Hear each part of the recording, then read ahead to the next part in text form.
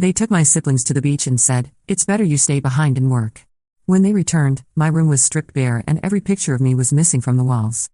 My name is Sarah, and I'm 19 years old. What happened to me 18 months ago still feels surreal, but I need to get it out there because honestly, the revenge was so satisfying that I'm still smiling about it. Let me start from the beginning.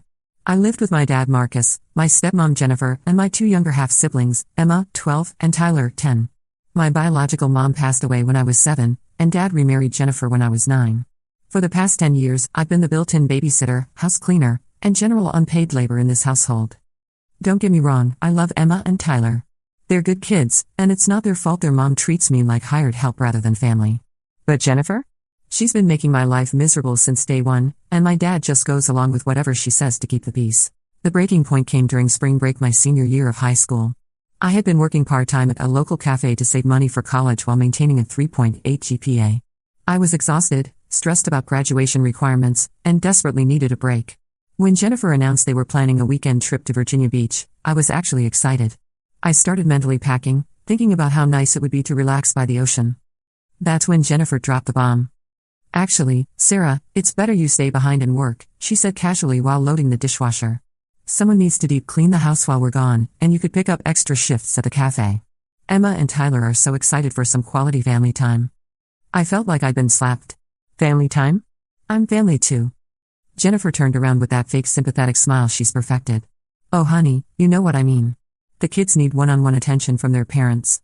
Plus, you're always complaining about needing money for college. This is perfect." My dad, Marcus, was sitting at the kitchen table reading his newspaper.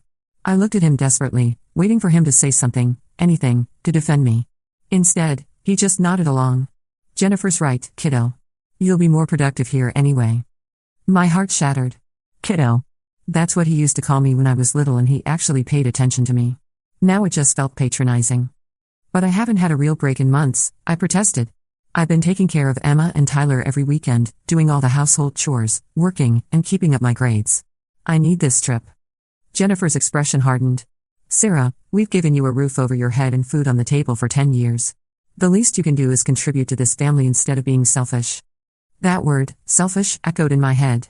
I was selfish for wanting to spend time with my own family. I was selfish for wanting a break from being their live-in maid and babysitter. I watched them pack their bags that Friday morning. Emma came up to me with tears in her eyes. "I wish you could come, Sarah. It won't be as fun without you." Tyler hugged my legs. "Who's gonna play video games with me?" "You'll have fun with Mom and Dad," I told them, forcing a smile. "Take lots of pictures for me, okay?" Jennifer overheard and rolled her eyes. "They'll be fine. You need to stop making this about you." After they left, I sat in the empty house feeling more alone than I ever had in my life. That's when something inside me snapped. I was tired of being treated like I didn't matter, like I was just some burden they had to deal with. I decided it was time they realized exactly what they'd be losing. I called in sick to work that weekend, the first time I'd ever done that. Technically, I wasn't scheduled to work anyway since it was spring break, but I had planned to pick up extra shifts for the money. Instead, I spent the entire 2 days methodically removing every trace of myself from the house. I started with my bedroom. I packed every single piece of clothing, every book, every knickknack that belonged to me. My laptop, my phone charger, my jewelry box that had been my mom's, everything went into boxes. It took multiple trips, but I managed to fit most of my belongings into my beat-up Honda Civic by making several runs to a storage unit I rented that morning. Then I moved to the common areas. Every family photo that included me came down from the walls. The living room had a whole gallery wall of pictures, and after I removed the ones with me in them, there were these obvious rectangular gaps where the pictures used to hang. I didn't replace them with anything. In the kitchen, I removed the drawing Emma had made of our family that included me, which had been hanging on the refrigerator for 2 years. I took down the certificate from when I made an honor roll that Dad had proudly displayed. I removed the magnet I brought back from my school trip to Washington, D.C. I went through every room systematically. The bathroom lost my toiletries, my towels, my shower caddy. The laundry room lost my detergent and fabric softener. I even took the coffee mug with my name on it that Emma had made me in art class. But here's where it gets interesting. I didn't just pack my stuff randomly. I had a plan. The first thing I did was document everything. I took photos of my room before I started packing, showing all my belongings in their usual places. I took pictures of the family photos on the walls, the kitchen magnets, everything. I wanted proof of how integrated I was into this household, how much space I actually occupied in their lives. As I packed, memories flooded back. I found the journal I'd kept when I was 13, full of entries about feeling invisible in my own home. There was one entry from Christmas that year that made me cry. Jennifer gave Emma and Tyler these amazing presents, but I got a pack of socks and a grocery store gift card. When I thanked her, she said, "Well, you're always complaining about needing things." I wasn't complaining. I was just mentioning that my shoes had holes in them. I found cards I'd made for Father's Day over the years that Marcus had never acknowledged. Birthday gifts I bought for Jennifer with my babysitting money, hoping she'd warm up to me. She'd always said thank you politely, but I'd never seen her use or wear anything I'd given her. In my closet, I discovered the dress I bought for Jennifer and Marcus's wedding anniversary dinner last year. I'd been so excited to celebrate with them, had saved up for weeks to buy something nice. Then, the night before the dinner, Jennifer told me they decided it should be just the four of them and that I should stay home with pizza money. I never got to wear the dress. Each item I packed represented a moment when I tried to belong, tried to be part of the family, only to be pushed aside. The anger that had been simmering for years started boiling over. I decided to get creative with my removal process. In the living room, there was a family portrait we'd taken at JCPenney Portrait Studio 2 years ago. Jennifer had insisted on getting wallet-sized copies for everyone. I found the stack of photos in the junk drawer and took every single copy that included me, leaving behind only the ones that were just Marcus, Jennifer, Emma, and Tyler. I left those scattered on the coffee table with a note: "Here's the family photos you actually wanted." In the bathroom, I didn't just take my toiletries, I took the shower curtain I'd bought with my own money when Jennifer complained the old one was moldy. I took the bath mats I purchased with my earnings. I took the towel hooks I'd installed myself because I was tired of my towels falling on the floor. Suddenly, the bathroom looked sparse and unwelcoming. The kitchen was where I really made my point. I'd been doing most of the cooking for 2 years, ever since Jennifer started working longer hours. I took every cookbook I'd bought, every specialty utensil I'd purchased with my own money, every spice I'd added to the rack using money from my cafe job. I took the coffee maker I'd saved up for and bought as a Christmas gift for the family, though it had come from my own paycheck. I took the blender I'd bought specifically for making Emma's morning smoothies when she went through her health food phase. I opened the refrigerator and looked at all the meal prep containers I'd filled that week before they left for their trip. I'd spent my Friday night cooking and portioning meals for the following week, thinking I was being helpful. Instead, I dumped all of it into garbage bags. If they wanted home-cooked meals, they could make them themselves. But the most satisfying part was what I did in Emma and Tyler's rooms. Now, before you judge me, I didn't take anything that belonged to them. But I had contributed so much to their lives over the years: artwork I'd helped them create that was hanging on their walls, photos I'd taken of them at various events, little organizational systems I'd set up to help them keep their rooms clean. In Emma's room, I created this whole gallery wall of her achievements, photos from school events, certificates from piano recitals, artwork from different grades. I'd spent hours arranging it perfectly, and she loved showing it off to friends. I took down every photo I'd taken, every certificate I'd helped her frame, every piece of artwork I encouraged her to create. The wall looked bare and sad. Tyler's room had a similar treatment. I'd set up this elaborate Lego display system for him, complete with labeled bins and rotating showcases for his favorite builds. I dismantled the whole thing and packed it up. I'd bought most of the storage solutions with my own money anyway. I left their rooms functional but noticeably different. Emma had always said I was the one who helped make her room feel cozy and special. Tyler often showed off to his friends about the organizational systems I'd created for him. Now they'd see what their rooms looked like without my influence. The hardest part was going through the family computer and copying all the photos I'd taken over the years to my personal laptop, then creating a separate folder for them labeled Sarah's Photos, Do Not Delete. I left them a note explaining that while I'd taken copies of the photos I'd personally captured, the originals would remain on the family computer, but they belonged to me as the photographer.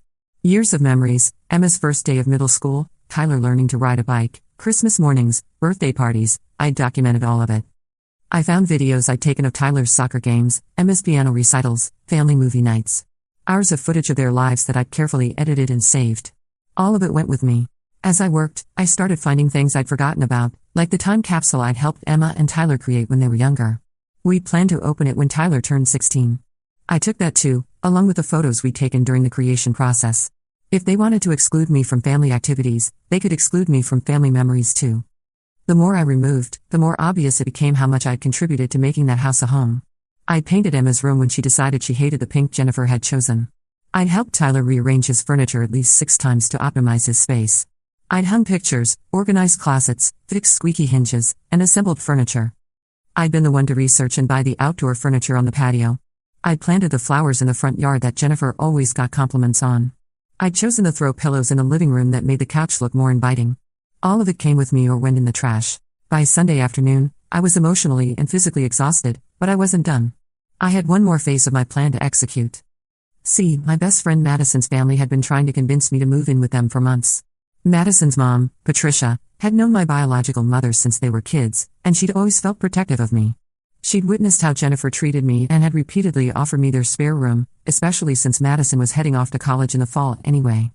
I'd always declined because I felt guilty about abandoning Emma and Tyler. But that weekend, sitting in that empty house, I realized I wasn't abandoning them, I was being abandoned by the people who were supposed to love me. So I called Patricia and asked if the offer was still open.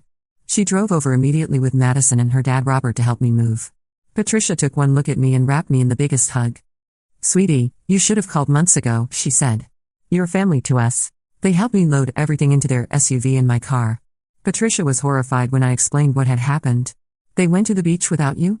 After everything you do for that family?" The best part? Patricia is a real estate agent and knows about home staging. She helped me arrange the house so that my absence was as obvious as possible without actually damaging anything. We left the furniture exactly where it was, but the gaps on the walls were glaring. My empty bedroom looked like someone had died. The final touch was something I'd been planning since Saturday morning. I created a photo album titled What Family Actually Looks Like and filled it with pictures from my time with Madison's family over the years. Photos of Patricia braiding my hair before school dances when Jennifer was too busy. Pictures of Robert teaching me to change a tire when Marcus said he'd show me later, which never came. Images of family dinners where I was included in conversations, where my opinions mattered, where I was asked about my day and actually listened to. I left this album prominently displayed on the coffee table, open to a photo of me laughing at Patricia's kitchen table while she helped me with calculus homework. The contrast between my genuine smile in that photo and my forced smiles in our family pictures was stark. I also decided to leave behind some strategic evidence of what they'd be missing. In the laundry room, I left a detailed schedule I created of everyone's activities, showing how I'd been coordinating rides for Emma and Tyler, managing their schedules, and ensuring everyone's needs were met. Without me, they'd have to figure out how Tyler would get to soccer practice on Tuesdays when Marcus was at work and Jennifer had her book club. I left a meal planning chart on the refrigerator showing 2 months of dinners I'd planned and prepared. Next to it, I posted receipts for groceries I bought with my own money because I'd noticed we were running low on things and didn't want Emma and Tyler to go without. In the family calendar, I highlighted in red marker all the events I'd been managing, Emma's parent-teacher conferences that I'd been attending because Jennifer couldn't take time off work, Tyler's dental appointments that I'd been handling, school pickup and drop-off schedules that I'd been coordinating. The most damning evidence I left was a notebook I'd been keeping track of household expenses I'd been covering. Over the past year, I'd spent over $2,000 of my own money on things for the house and the kids, everything from school supplies to birthday party gifts to restaurant meals when Jennifer didn't feel like cooking. I'd never asked for reimbursement because I thought that's what family members did for each other. I photocopied every receipt and bank statement, highlighted every expense, and left it all in a folder labeled Sarah's financial contributions to the household. Please reimburse if I'm just a help. But here's what really drove the point home. I left a detailed job posting that I'd written up, formatted like a real employment listing. Wanted, live-in childcare and household manager requirements. Available 24/7 with no days off. Responsible for all cooking, cleaning, and childcare. Must provide transportation for children's activities. Expected to use personal funds for household needs. Must accept exclusion from family activities and decisions. Should be grateful for basic housing and food. Previous experience being treated as invisible A+. Compensation, occasional thank you, criticism when things go wrong, and the privilege of being told you're selfish when you ask for basic respect. Benefits, none. You're lucky to be here. Note, this position was previously filled by a family member who foolishly thought she deserved to be treated as such. I taped this to the front door where they'd see it immediately when they returned. The house felt hollow when I was done. It wasn't just that my stuff was gone, it was that all the life and warmth I'd brought to the space had been removed. The family photos that remained showed 4 people who looked happy together, but the empty spaces on the walls told a different story. I did one final walkthrough, taking pictures of every room in its newly barren state. The living room with its obvious gaps on the gallery wall. Emma's room with its empty achievement wall. Tyler's room with his Lego collection scattered on the floor instead of beautifully displayed. The kitchen with its empty spice rack and missing appliances. The bathroom that now looked more like a hotel than a home. Before I left, I wrote a letter and placed it on the kitchen counter where they'd be sure to see it. Dear Marcus, Jennifer, Emma, and Tyler, since you wanted to experience quality family time without me, I thought I'd give you a preview of what that actually looks like. As you can see, I've removed myself and my belongings from your home. Don't worry, I found somewhere I'm actually wanted. Jennifer, you said I was selfish for wanting to be included in family activities. You said I needed to contribute more instead of complaining. So I contributed by removing the burden of my presence entirely. I'm sure you'll find that deep cleaning the house yourself is much more efficient without me around. Marcus, I hope you find the peace you were looking for by choosing her side over your own daughters. Emma and Tyler, I love you both so much, and I'm sorry it has to be this way. But I deserve to be somewhere I'm treated like family, not hired help. I'll be staying with the Johnsons. If you want to reach me, you have my number. Love, to some of you, Sarah. Then I left my key on the counter and walked out. Madison's family was incredible. They cleared out their home office and turned it into a bedroom for me. Since I was still finishing high school, Patricia helped me complete my senior year from their address and start looking at colleges. Robert, who's a contractor, even built me custom shelves for my books. The transition wasn't easy, despite how welcoming the Johnsons were. I felt guilty about leaving Emma and Tyler, worried about how they were coping with the sudden changes. But I also felt lighter than I had in years. For the first time since my mother died, I was living somewhere that I wasn't constantly walking on eggshells, somewhere my presence was genuinely wanted rather than merely tolerated. Patricia noticed things about me that my own family never had. She realized I'd been skipping meals because I was so used to making sure everyone else ate first. She noticed that I apologized constantly for taking up space, for existing, for having needs. She and Robert gently worked to break me of these habits, assuring me that I belonged there, that my needs mattered. Madison was amazing throughout the transition. Even though she was busy with her own college preparations, she made sure I felt supported and included. She helped me set up my new room, took me shopping for things I'd left behind, and spent hours just listening to me process everything that had happened. The first week was the hardest. I kept expecting someone to text me asking where Emma's soccer cleats were, or when Tyler's next dentist appointment was scheduled. My phone felt eerily quiet. I'd been so accustomed to being the family coordinator that not having those responsibilities felt strange, almost wrong.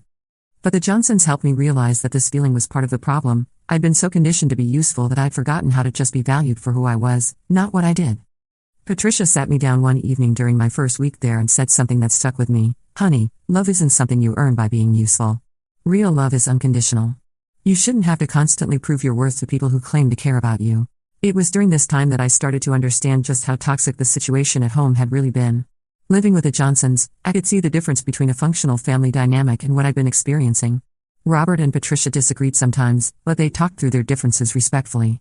Madison was included in family decisions that affected her. Everyone's feelings and opinions were valued, not just those of the people with the most power.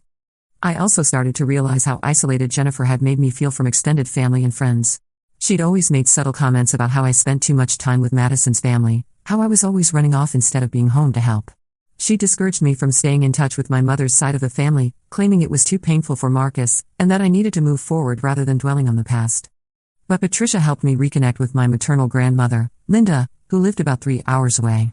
It turned out that Linda had been trying to maintain a relationship with me for years, but her calls and cards had been intercepted by Jennifer, who claimed she was protecting me from painful reminders of my mother's death.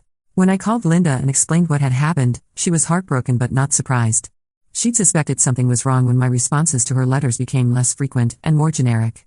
She immediately invited me to visit, and Patricia drove me there the following weekend.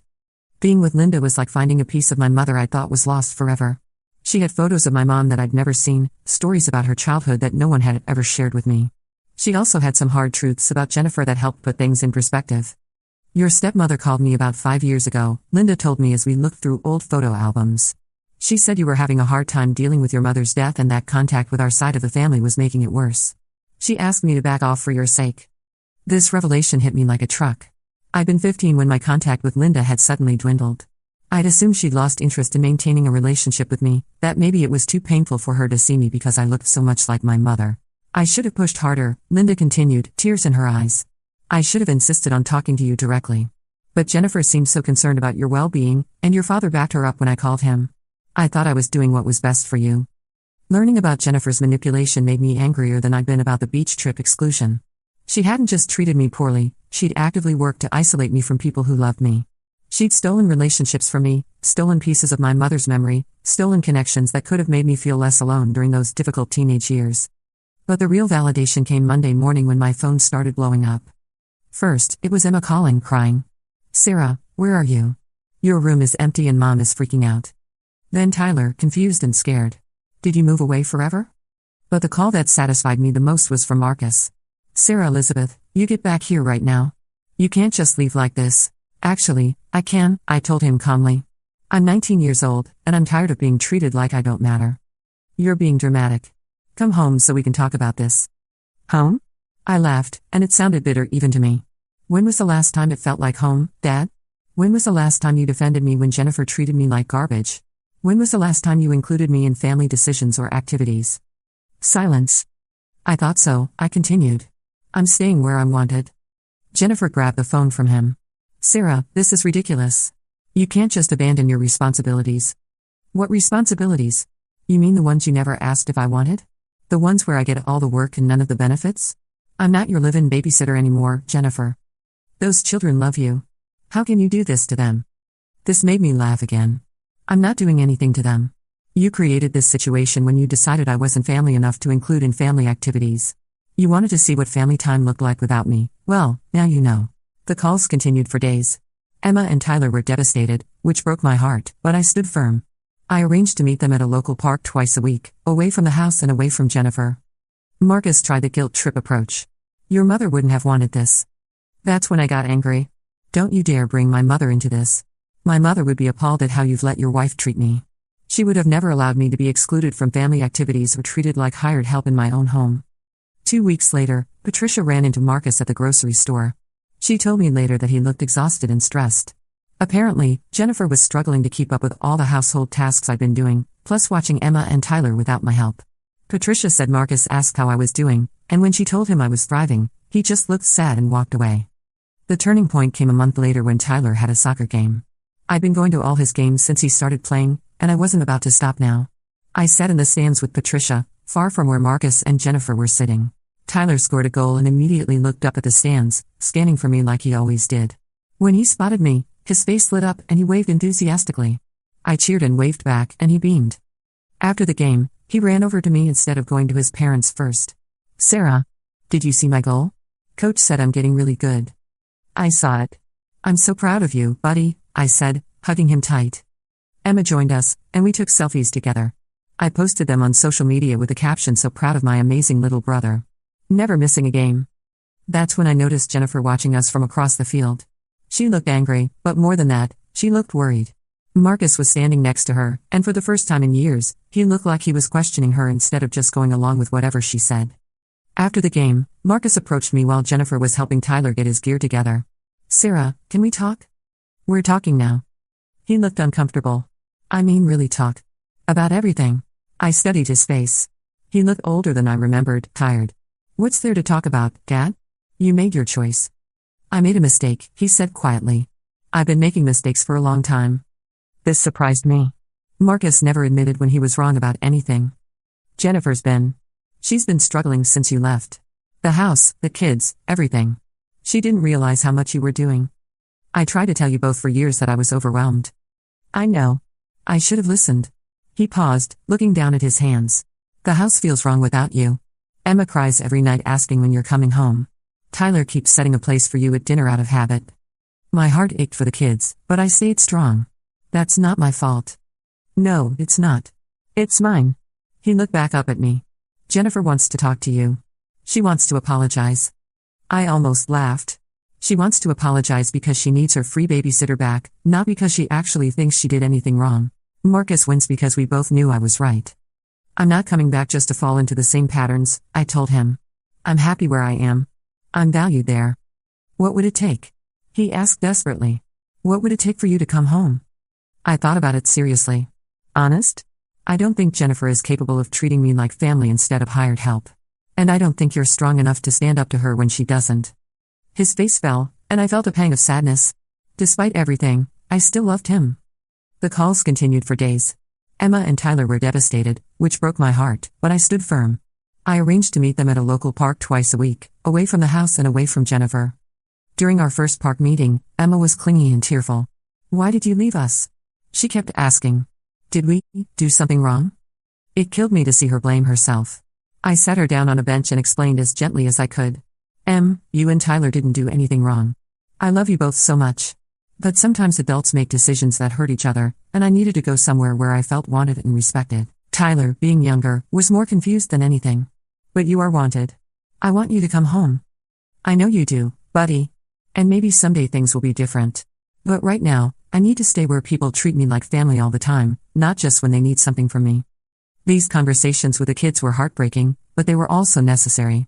I realized that by staying in that toxic situation for so long, I'd been modeling for Emma and Tyler that it was normal for family members to treat each other with disrespect. By leaving, I was showing them that people have the right to demand better treatment. Meanwhile, life at the house was apparently falling apart. Madison heard through her mom, who ran into neighbors at the grocery store, that Jennifer had been frantically calling around trying to find babysitters for Emma and Tyler. She'd never realized how much she'd been depending on me for childcare because it had become so automatic. The laundry was piling up because no one knew how to work the schedule I developed for keeping everyone's clothes clean and organized. Emma had run out of her favorite shampoo because no one thought to buy more. I'd always been the one to notice when household supplies were running low. Most significantly, no one knew where anything was. I'd been the family's living filing system, keeping track of important documents, school papers, medical information, schedules, and supplies. Without me, they couldn't find Tyler's soccer registration papers, had no idea when Emma's piano lesson was scheduled, and didn't know which drawer contained the thermometer when Tyler came down with a fever. Patricia heard from another neighbor that Jennifer had missed 2 important work meetings because she'd forgotten about Tyler's early dismissal days, something I'd always tracked on the family calendar and reminded everyone about in advance. The house itself was apparently a disaster. Without my constant cleaning and organizing, things were sliding into chaos. Jennifer had always prided herself on having an Instagram-worthy home, but that was only possible because I'd been doing most of the actual work to maintain it.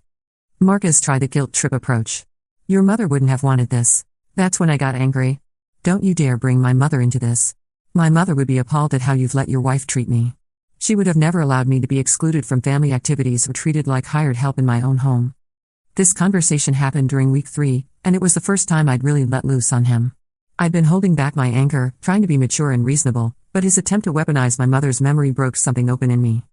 You want to talk about what my mother would have wanted? I continued, my voice shaking with rage. She would have wanted her daughter to be loved unconditionally by her father. She would have wanted me to be protected and cherished, not used as free labor and then excluded when it was time for fun family activities. Sarah, please, no, I'm not done. My mother would have wanted me to know her family, to have relationships with my grandmother and aunts and cousins. But Jennifer made sure that didn't happen, didn't she? She convinced you that I was too fragile to handle contact with Mom's side of the family. She isolated me from people who actually loved me so she could maintain control. Marcus went quiet. I could tell this was news to him, which somehow made it worse. He'd been so checked out of my emotional life that he hadn't even known about Jennifer's manipulation. She called my grandmother 5 years ago and told her to stop contacting me, I continued. Grandma Linda thought she was respecting my needs, but really she was just enabling Jennifer's desire to erase my mother from my life. How could you let that happen? I didn't know about that. Of course you didn't know. You stopped paying attention to my needs the minute Jennifer came into the picture. You were so eager to have a new wife that you forgot you already had a daughter who needed you. The conversation ended with Marcus crying, which I'd never seen before. But I didn't feel sorry for him. He'd made his choices, and now he was facing the consequences. The turning point came when Jennifer herself called, about a month after I'd left. But this wasn't like her previous calls where she'd been defensive and demanding. This time, she sounded exhausted and humble. Sarah, I need to ask you something, and I need you to be honest with me. Okay, I said, surprised by her tone. Did I really treat you as badly as everyone is telling me I did? This question caught me off guard. What do you mean? I've been talking to my sister about everything that's happened, and she pointed out some things about how I treated you that I never really thought about. Then Emma's counselor asked me to describe our family dynamic, and when I was explaining it out loud, she paused. God, Sarah, I sounded horrible. I sounded like I was describing a servant, not a family member. I was quiet, not sure how to respond. I keep thinking about specific incidents, things I said and did, and I'm starting to see them from your perspective. Like the beach trip, I knew when I said you should stay home that it was cruel. I knew it would hurt you. But I convinced myself it was practical, that it made sense financially and logistically. She was crying now, which was also something I'd rarely seen, but it wasn't about practicality, was it? It was about me wanting to have time with just my biological children, and I was willing to hurt you to get it. I excluded you from your own family. This was a completely different Jennifer than I'd ever encountered. She continued talking, her voice shaky with emotion. I've been talking to my sister about everything that's happened, and she pointed out some things about how I treated you that I never really thought about. Then Emma's counselor asked me to describe our family dynamic, and when I was explaining it out loud, she paused. God, Sarah, I sounded horrible. I sounded like I was describing a servant, not a family member. Sarah, I owe you an apology. A real one. I was skeptical. Okay, I'm listening. I've been thinking a lot about how I've treated you over the years, especially after trying to manage everything you were doing. I didn't realize how much responsibility I'd been putting on you or how unfair I was being. She paused, and I could hear her taking a shaky breath. The beach trip was the last straw, wasn't it? I knew when I said you should stay home that it was cruel. I knew it would hurt you. But I was so focused on having alone time with my biological children that I forgot you're Marcus's daughter too. I forgot that you're part of this family. I was quiet, processing. Emma's been seeing a counselor because she's been so upset about you leaving. The counselor asked me to describe our family dynamic, and when I was talking about it out loud. God, Sarah, I sounded horrible. I sounded like I was describing a servant, not a family member. This was not what I had expected from Jennifer. Ever. I'm not asking you to forgive me right away, she continued. I'm not even asking you to come back. I just needed you to know that I finally understand what I did to you, and I'm sorry. I'm so sorry. I found myself crying, which surprised me. I'd been angry for so long that I forgot there was sadness underneath it all. I needed to hear that, I admit it.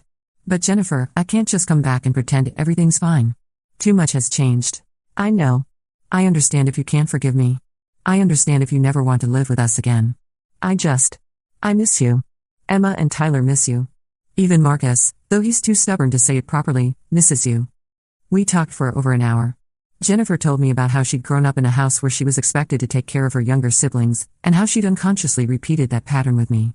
She talked about how scared she'd been of being a stepmother, and how she'd overcompensated by prioritizing her biological children. None of it excused her behavior, but it helped me understand it. The breakthrough came when she said, I keep thinking about how I would feel if someone treated Emma the way I treated you. If someone made her feel like she didn't belong in her own family. It makes me sick to think about. That's when I knew her apology was genuine. We agreed to family counseling, all of us together. Patricia and Robert supported my decision, even though they made it clear I always had a home with them. The counseling sessions were intense. Emma and Tyler got to express how confused and hurt they'd been by the whole situation, though the therapist helped them understand the concepts in age-appropriate ways. Marcus had to confront how he'd failed me as a father by not protecting me from Jennifer's treatment. Jennifer had to face the reality of how her actions had affected everyone in the family. It took 6 months of weekly sessions, but we slowly started to rebuild our relationship. Jennifer and I established new boundaries. I would not be automatically responsible for childcare or housework. If they needed help, they would ask, not demand. I would be included in all family activities and decisions that affected me. Most importantly, Marcus learned to speak up when he disagreed with Jennifer instead of just going along with whatever she said. I didn't move back home right away. I stayed with the Johnsons through my senior year and started community college in the fall.